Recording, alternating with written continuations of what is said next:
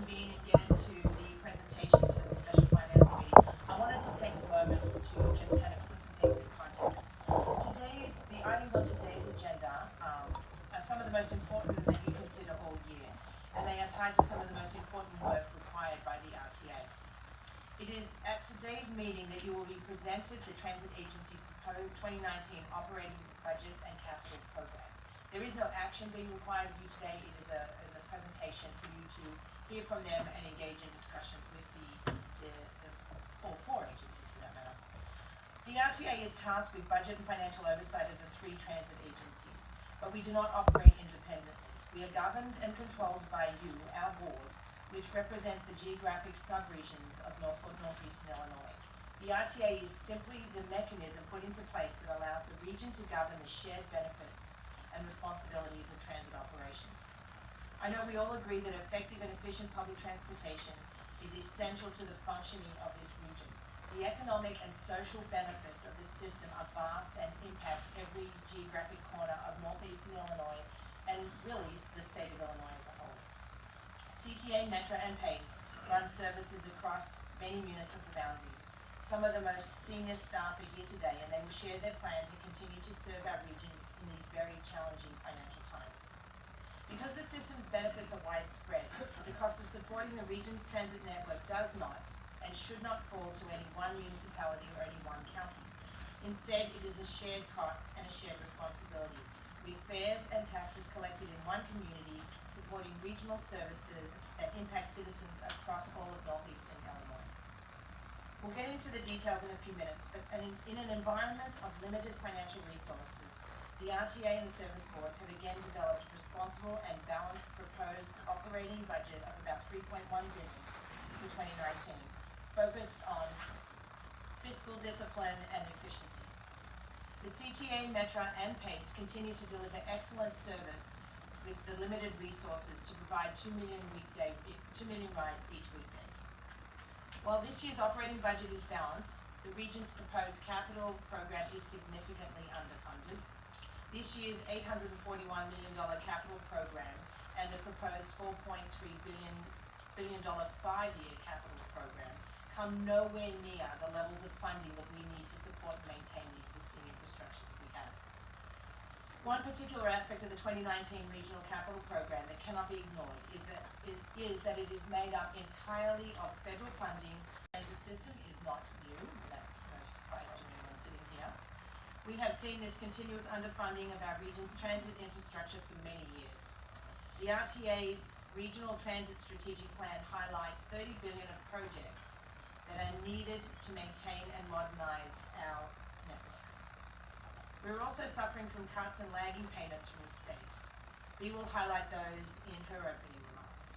So as we hear these presentations, please keep in mind that we continue to do more with less. We continue to operate in an environment in which transit funding has not been a priority, and it simply must be for us to continue to go forward.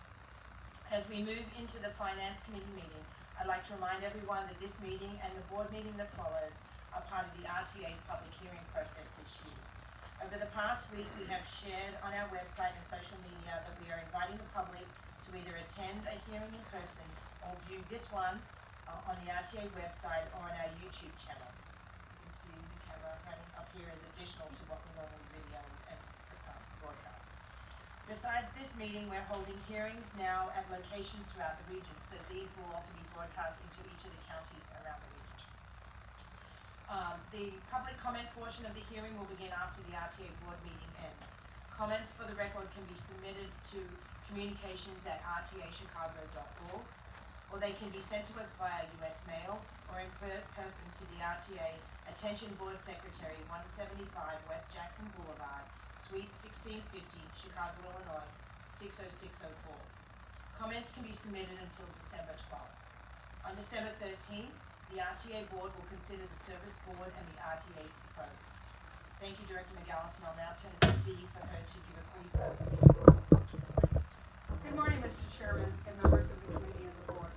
So let me start with a little process note. First, the agenda item, you will hear from the leadership of each service board and the RTA about their proposed 2019 budgets and the capital programs. You will be provided with an opportunity to ask questions. There is no vote on the budget today.